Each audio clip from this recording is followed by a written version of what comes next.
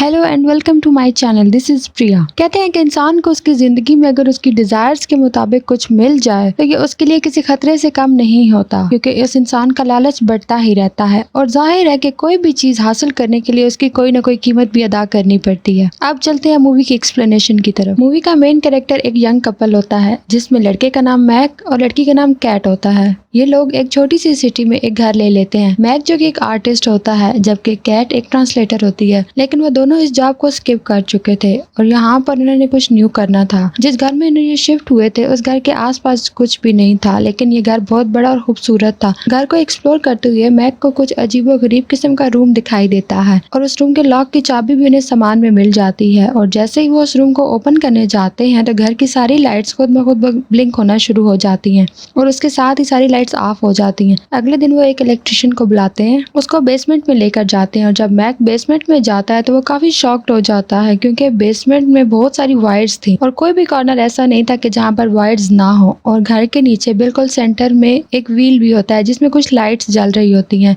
लेकिन घर की सारी लाइट्स ऑफ होती हैं लेकिन उस व्हील की लाइट्स ऑन होती हैं। ये सारा सेटअप काफी अजीब लग रहा होता है, इसलिए वो इलेक्ट्रिशियन भी इनकी कोई हेल्प नहीं करता। लेकिन जाते जाते वो उसको कहता है कि मैं हैरान हूँ कि आप लोगों ने ये घर खरीदा, क्योंकि ये घर काफी टाइम से खाली पड़ा हुआ है। और वो एक अजीब सी बात भी बताता है कि अब से पहले जो लोग यहाँ पर रहते थे उनका मर्डर भी हो चुका था। ये सुनते ही मैं काफी डर जाता है और वो सोच में पड़ जाता है कि हम एक ऐसे घर में रह रहे हैं जहाँ पर किसी का मर्डर हुआ और जाहिर है उन लोगों के लिए काफी डेंजरस था। ये सारी बातें वो कैट से डिस्कस नहीं करता और खुद नेट पर सर्च करता है तो उसे पता चलता है कि 1975 में एक लड़की ने इस घर में रहने वाले कपल को मार दिया था, लेकिन उन्हें मारने की रीजन आज तक पता नहीं चली और उसके बाद उस लड़के को मेंटल अजाइलम में भेज दिया गया था। इन सब बातों के बाद मैक एक लैंप लेकर अकेला ही रूम में बैठा होता है तो वो विश करता है कि काश मेरे पास एक ड्रिंक की बोतल होती और तब भी उसके पास पड़ा हुआ लैंप ब्लिंक करता है और कुछ देर के लिए लाइट चली जाती है और जब लाइट आती है तो उसके सामने वाइन की एक बोतल होती है जिसे देखकर वो काफी डर जाता है कि ये क्या हुआ, और वो बोतल एग्जैक्टली उसकी बोतल जैसी ही होती है। नेक्स्ट मॉर्निंग जब कैट उठती है तो वो देखती है कि घर की सारी लाइट्स ब्लिंक कर रही हैं और वो मैक को देखने के लिए उसी रूम में जाती है। और जब कैट उस रूम में जाती है वो देखती है कि वो रूम मुख्तलिफ चीजों से भरा हुआ है जिनमें पेंटिंग्स होती हैं, काफी सारे ड्रेसेस और भी अलग तरह की चीजें होती हैं। और तब मैक उसे रियलिटी बताता है कि ये रूम हमें हर वो चीज दे सकता है जिसकी हम विश करेंगे। और मैक कैट को भी विश करने के लिए कहता है। इस पर कैट कहती है कि मुझे अच्छी सी जॉब दे दे, जिस पर मैक उसे समझाता है कि ये रूम कोई चीज देता है, जॉब नहीं दे सकता,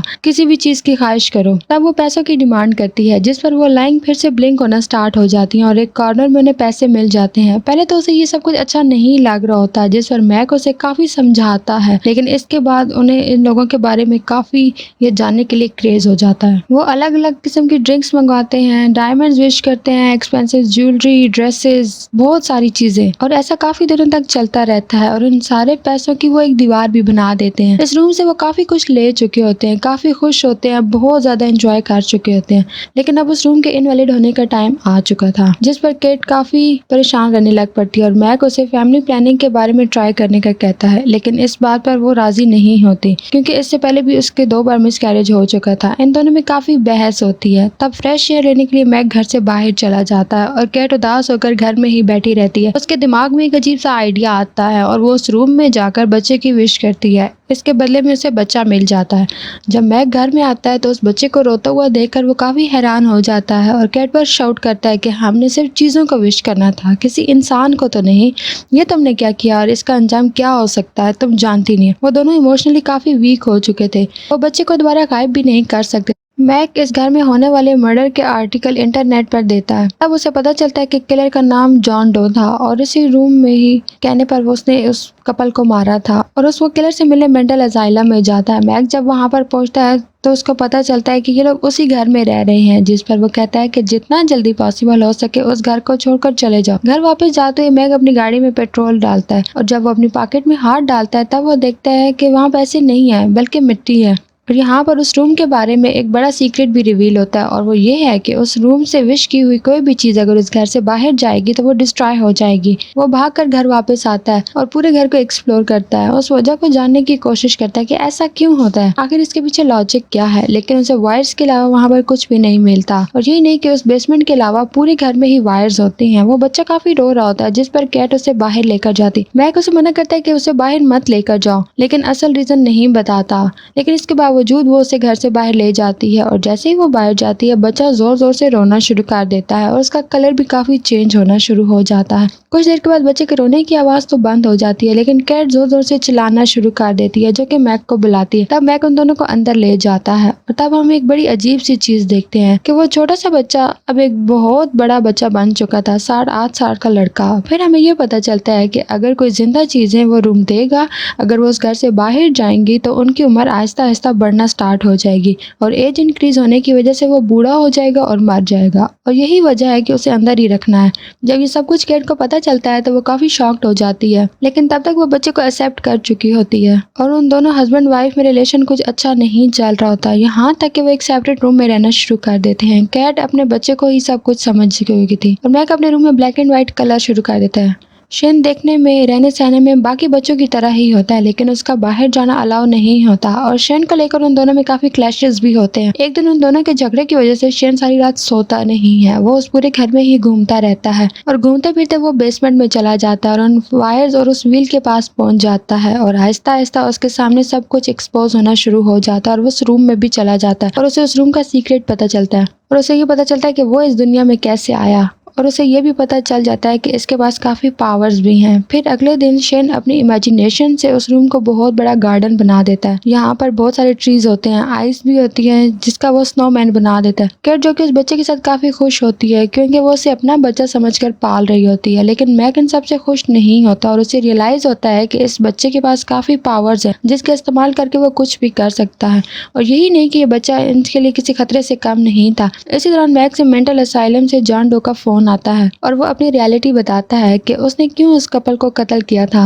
वो कहता है कि मैंने उस कपल को इसलिए मारा था क्योंकि वो उन लोगों ने उस रूम से एक बच्चा विश किया था और वो बच्चा कोई और नहीं बल्कि जॉन डो ही था, और अब क्योंकि वो काफी बड़ा हो चुका था उसे बाहर भी जाना था, चीजों को एक्सप्लोर भी करना था और एक नॉर्मल इंसान की तरह जिंदगी गुजारनी थी, लेकिन उसके लिए काफी रिस्ट्रिक्शंस थी। जॉन डो से कहता है कि तुम्हें बाहर जाने के लिए उसी को मारना पड़ेगा क्योंकि तुम ही उसे इस दुनिया में लेकर आई हो, और यही वजह है कि उसने विश करने वाली औरत को मार दिया था और उसके साथ साथ उसके हस्बैंड को भी मार दिया था और इसी वजह से वो जेल में गया था। ये सारी कन्वर्सेशन केट दूसरे फोन से सुन लेती है और गुस्से में गाड़ी लेकर घर से चली जाती है कि उसने कितनी बड़ी गलती कर दी है। लेट नाइट वो घर ही नहीं आती है, वो ड्राइव करती रहती है और घर पर शेन अपनी मदर के लिए पूछ रहा होता है, जिस पर मैक को काफी गुस्सा आता है। अब मैक उसे रियलिटी बता देता है कि तुम्हें हमने उस रूम से विश किया था और अगर तुम इस घर से बाहर जाओगे तो 5 मिनट में ही तुम बड़े हो जाओगे, बूढ़े हो जाओगे, मर जाओगे। और तब वो उसे घसीटते हुए जानबूझकर दरवाजे के पास ले जाता है, लेकिन फिर उसे इस बात का एहसास होता है कि जो भी है तो वो एक बच्चा ही, जिस पर वो उस बच्चे से सॉरी बोलता है और उसे एक स्टोरी सुनाता है और वो बिल्कुल ऐसे ही हो जाते हैं जैसे बाप और बेटा। और जब आधी रात को कैट घर आती है तो वो उन दोनों को साथ देकर काफी खुश हो जाती है कि आखिर मैक ने उस बच्चे को एक्सेप्ट तो किया। फिर मैक की आंख खुल जाती है और वो दोनों रूम में अकेले हो जाते हैं और शेन उन दोनों को दरवाजे के बाहर से देख रहा होता है और वो अपने दिल में अपनी मदर के लिए एक अट्रैक्शन को फील करता है। उसे सारी रियलिटी भी पता चल जाती है। फिर अगले दिन जब वो घर से बाहर जाता है, फिर जब अंदर वापस आता है तो एक 17-18 साल का लड़का बन चुका होता है और अंदर आकर वो मैक को गोली मारने की कोशिश करता है। इस दौरान कैट को चोट लग जाती है और वो बेहोश हो जाती है। जब कैट होश में आती है तो मैक उसे बताता है फिर हम दोनों के दरमियान फाइट हुई थी और इसी दौरान वो मर गया। ये सुनकर वो दोनों काफी दुखी हो जाते हैं कि कुछ दिनों के लिए हमें एक बच्चा मिला था और वो चला भी गया। तब कैट उसे कहती है कि मैं इस जगह पर रहना नहीं चाहती, मैं यहाँ से जाना चाहती हूँ। तब मैक उसे कहता है कि हमारे पास पैसे नहीं है और सबसे बड़ी बात कि इस पर हमें यहाँ पर सरवाइव करने के लिए कुछ भी मिल सकता है और हमें ये जगह छोड़नी नहीं चाहती। कैट को एहसास होता है कि मैक का बिहेवियर बदलता जा रहा है और वो काफी अजीब होता जा रहा है और देखते ही देखते वो उसके साथ बहुत ज्यादा अटैचमेंट शो शुरू कर देता है और तब उसे पता चलता है कि वो मैक नहीं है बल्कि शेन है। शेन अपनी पावर्स के बारे में जानता था और वो मैक इसलिए बना था क्योंकि वो कैट के लिए उसके दिल में काफी फीलिंग्स और इमोशंस बढ़ते ही जा रहे थे। वो उस रूम को कन्वर्ट करके अपने घर जैसा ही बना लेता है जैसा उनका घर था। कैट जो कि बेहोश होती है तो शेन उसे उठाकर उस रूम में चला जाता है। मैक जो कि बेहोश होता है उसकी आंख खुलती है तो वो पूरे घर में दोनों को ढूंढता है, लेकिन इसके बावजूद भी वो दोनों उसे कहीं नहीं मिलते और यहाँ तक कि वो रूम भी लॉक होता है और उसके साथ वाली दीवार में एक बहुत बड़ा हॉल करके वो अंदर चला जाता है। तो उसे बहुत सारी वायर्स मिलती है जिसे वो हटाकर दीवार के दूसरे पार चला जाता है और वहाँ पर उसे अपने घर जैसा ही सारा एनवायरनमेंट नजर आता है और तब मैक समझ जाता है कि सारा किया धरा शेन का है और तब गेट के सामने दो मैक आ जाते हैं जिस पर वो काफी कंफ्यूज हो जाती है और यहाँ पर वो शेन को बुला आती है जिस पर वो रिस्पॉन्स करता है। तब उसे ये पता चल जाता है कि असली मैक कौन है और वो किड उस मैक को लेकर वहाँ से भागना शुरू कर देती है। लेकिन ये सब लोग शेन की पावर से हो रहा था। वो पूरे घर का सेटअप चेंज करना शुरू कर देता है और उन्हें भागने का कोई रास्ता नहीं मिलता। जो असली मैक था वो तो घर से बाहर भाग गया था, जिस पर शेन भी उनका पीछा करता है। लेकिन तब तक वो लोग उस दीवार को पार करके असली घर में आ जाते हैं और उनके पीछे पीछे शेन भी असली घर में आ जाता है और तभी मैक उसे खींच कर घर के बाहर ले आता है। तभी किड दरवाजा बंद कर देती है।